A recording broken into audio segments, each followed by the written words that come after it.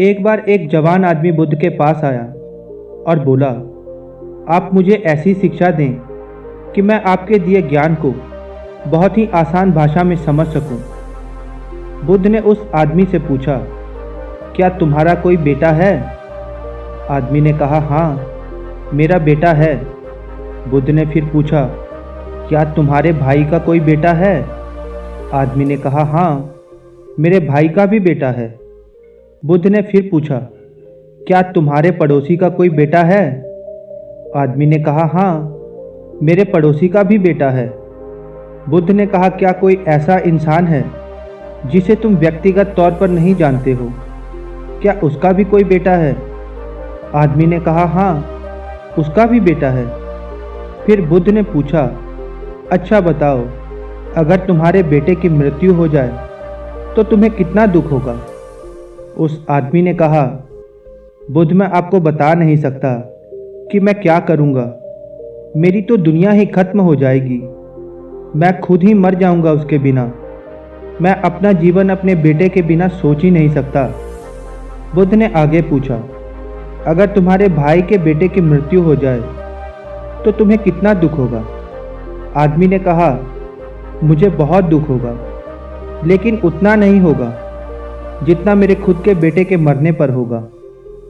बुद्ध ने फिर आगे पूछा कि सोचो, अगर तुम्हारे पड़ोसी के बेटे की मृत्यु हो जाए तब तुम्हें कितना दुख होगा? आदमी ने कहा, मुझे तब भी दुख होगा, लेकिन मेरे भाई के बेटे की मृत्यु से कम होगा। भगवान बुद्ध ने फिर आगे पूछा, अगर उस अनजान व्यक्ति के बेटे की मृत्यु हो जाए जिसे तुम जानते तक नहीं थे, तब तुम्हें कितना दुख होगा? उस जवान आदमी ने कहा, तब मुझे बिल्कुल भी दुख नहीं होगा, क्योंकि मैं तो उस इंसान को जानता तक नहीं हूँ। फिर बुद्ध ने उस व्यक्ति से पूछा, अब ये बताओ, हमारा दुख किस पर निर्भर करता है? उस आदमी ने काफ़ी देर तक सोचने के बाद कहा कि हमारा दुख इस बात पर निर्भर करता है कि हम किसी चीज़ से कितना जुड़े हुए हैं, हम उस चीज़ से कितना लगाव महसूस करते हैं और किस हद तक अपना मानते हैं। यह सब उस बात पर निर्भर करता है। बुद्ध ने कहा, बहुत बढ़िया। फिर बुद्ध ने उस आदमी से पूछा, अच्छा, अगर तुम अपने बेटे को समंदर के किनारे घूमने ले जाओ तो क्या वह रेत से खेलेगा? आदमी ने कहा, हाँ, बिल्कुल खेलेगा। बुद्ध ने फिर पूछा, अगर समुद्र से आने वाली लहरें तुम्हारे बेटे के बनाए घर को तोड़ देगी तो क्या वह रोएगा? आदमी ने कहा, हाँ, तब तो वह खूब रोएगा। बुद्ध ने उस व्यक्ति से पूछा, क्या तुम भी उसके साथ रोओगे?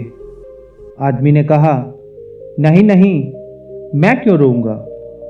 बुद्ध ने पूछा, क्यों? आदमी कहता है, क्योंकि वह तो बच्चा है। उसे लगता है कि यह रेत का घर बहुत खूबसूरत और हमेशा बना रहने के लिए है। उस बच्चे का उस घर से लगाव हो जाता है और उसकी भावनाएं उस रेत के घर से बन जाती हैं, जबकि मैं तो ये भली भांति जानता हूँ कि वह तो एक रेत का घर है और हमेशा बना हुआ नहीं रहेगा। कुछ समय बाद उसे लहरों से टूटना ही है। जब वह लहरों से टूटेगा तो मुझे दुख नहीं होगा। बुद्ध मुस्कुराए और बोले कि अब तुम समझ गए। अगर तुम इस ब्रह्मांड की सच्चाई को जानने की कोशिश नहीं करते हो तो तुम भी ऐसे ही चलते चले जाते हो और तब तुम्हें भी इस रेत के घर के टूटने का दुख होता है।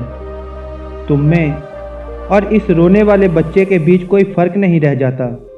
दोस्तों, इससे हमें बुद्ध ये बताना चाहते हैं कि हमें लगाव कम से कम रखना चाहिए, यानी किसी को भी खुद से ज़्यादा मत जोड़ो, क्योंकि इस दुनिया में कोई भी चीज़ हमेशा के लिए नहीं होती। इस दुनिया की हर चीज़, हर एक इंसान नश्वर है। जब हम उनसे जुड़ जाते हैं और खुद को जोड़ लेते हैं और जब वह हमें छोड़कर चले जाते हैं तब हमें बेहद दुख होता है। ये वो रहस्य था जिसको बुद्ध अच्छे से जान गए थे। शांति पाने का केवल एक ही रहस्य है, किसी चीज़ से लगाव का ना होना, क्योंकि इस दुनिया में सब कुछ एक भ्रम है, नश्वर है। आप इस भ्रम में खुद के लिए क्या चुनते हैं, ये सब आप पर निर्भर करता है। जितना ज़्यादा आप ज्ञान को अर्जित करेंगे उतना ज़्यादा आप बुद्धि और विवेक से समझ पाएंगे और आप अपनी जिंदगी को जैसा देखेंगे वैसी ही वह बन जाएगी। उस व्यक्ति को आगे समझाते हुए बुद्ध ने कहा कि मैं तुम्हें एक कहानी सुनाता हूँ, बड़े गौर से सुनना और इस कहानी को अंत तक अवश्य सुनना। ये कहानी है दो बौद्ध भिक्षुओं की। बौद्ध भिक्षु जिनमें से एक बूढ़ा और दूसरा युवा था। दोनों शाम को गांव से भिक्षा मांगकर आश्रम लौट रहे थे। आश्रम से कुछ दूर पहाड़ से एक नदी बहती थी। वहीं पर एक जवान स्त्री खड़ी थी। उसे भी नदी पार करना था, लेकिन वह उसे पार करने में डर रही थी। वह उस नदी की गहराई से अनजान थी। तभी वहां से दोनों बौद्ध भिक्षु भी गुजर रहे थे। बूढ़ा भिक्षु आगे आगे चल रहा था। तभी उसकी नज़र उस स्त्री पर पड़ी। वह देखकर समझ गया कि इस स्त्री को मदद चाहिए। उसने सोचा कि वह आगे जाकर उसे नदी पार करा दे, लेकिन जैसे ही उसने उस स्त्री के हाथ को छुआ, उसके अंदर वर्षों की बसी वासना जाग गई। स्त्री को छूते ही उसका कन कन कांपने लगा। उसने 30 साल से किसी भी स्त्री को अब तक छुआ नहीं था। उस स्त्री को छूने मात्र से ही उसके मन में कई तरह के ख्याल और वासना आ रही थी। तभी उसने सोचा, ये कैसी गंदी बात सोच ली मैंने। मेरी इतनी सालों की साधना भंग हो जाएगी। मैं अपनी 30 वर्षों की साधना इस लड़की पर लगा दूं? बिल्कुल नहीं। ये सोच उसने अपनी आंखें बंद कर ली, लेकिन वो जवान स्त्री तो उसे आंखें बंद करने पर भी दिखाई दे रही थी, क्योंकि भिक्षु की सोई हुई वासना जाग गई थी। वह उसकी तरफ आकर्षित हो चुका था। आंखें बंद करते हुए ही वो उस नदी में उतर गया। आपको पता ही है, जिस चीज़ से आंख बंद कर ली जाए तो वह हमें और ज़्यादा दिखने लगती है। उसी तरह उस भिक्षु के साथ भी हुआ। उसे वह स्त्री अप्सरा की भांति दिखने लगी, क्योंकि उसने आंखें बंद कर ली थी। उसे उस स्त्री का ही सपना दिख रहा था। वह स्त्री उसे आकर्षित कर रही थी। उसका एक मन कहता कि ये तो गलत बात है कि किसी ज़रूरतमंद की सहायता करनी चाहिए। वहीं दूसरा मन कहता कि ये बस मन का भ्रम है। तुम खुद को धोखा दे रहे हो। तुम उसे छूना चाहते हो, जो कि गलत बात है। हम साधु का जीवन अलग होता है। साधुओं के लिए स्त्रियां केवल एक समस्या है। नदी के घाट पर उस साधु का मन अशांत रहता है और वह दो हिस्सों में बंट जाता है। एक तरफ उसका मन उसे उस लड़की की तरफ आकर्षित करता है, वहीं दूसरी तरफ उससे दूर जाने की सलाह देता है। उस लड़की को जो वहाँ खड़ी है, उसे कुछ पता ही नहीं होता कि उस साधु के मन में क्या चल रहा है। वह तो मदद के लिए किसी का इंतजार करती है, ताकि कोई उसे नदी पार करा सके। बूढ़ा भिक्षु आगे निकल जाता है। तभी उसे ख्याल आता है कि उसका साथी पीछे छूट गया है। कहीं वह उस स्त्री को नदी पार कराने की भूल ना कर दे। वह तुरंत वापस जाता है, ये सोचकर कि मैं उसे पहले ही सचेत कर देता हूँ। लेकिन जब वह वहाँ पहुँचता है, तब तक काफ़ी देर हो चुकी होती है। वो देखता है कि वह जवान भिक्षु उस स्त्री को कंधे पर बैठाकर नदी पार करा रहा होता है। ये देख बूढ़ा भिक्षु पूरी तरह जल जाता है। उसके मन में अलग अलग भावनाएं आने लगती हैं। वह सोचता है कि इससे अच्छा तो मैं ही इसे नदी पार करा देता। लेकिन वही दूसरे पल उसे ख्याल आता है कि ये कैसी पागलपन वाली बात है। मैं उस औरत को अपने कंधे पर लूं और 30 साल की अपनी साधना को नष्ट करूं? कभी नहीं। गंदगी का ढेर है औरत का शरीर, और उसे मैं अपने कंधे पर लूंगा। लेकिन वहीं दूसरी तरफ उस युवा भिक्षु को स्त्री को कंधे पर उठाया देखकर वह आग बबूला हो रहा था। वह मन ही मन सोचता है, आज आश्रम जाते ही मैं गुरुजी से कहूँगा कि इसने एक स्त्री को कंधे पर उठाया है। ये अपवित्र हो गया है। ये युवा सन्यासी पूरी तरह से भ्रष्ट हो चुका है। इसे आश्रम से बाहर निकालो।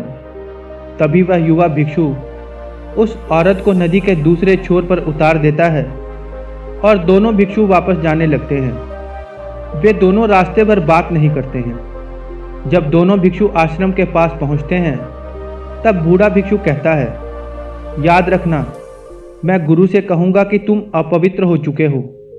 तुमने उस जवान स्त्री को कंधे पर क्यों उठाया?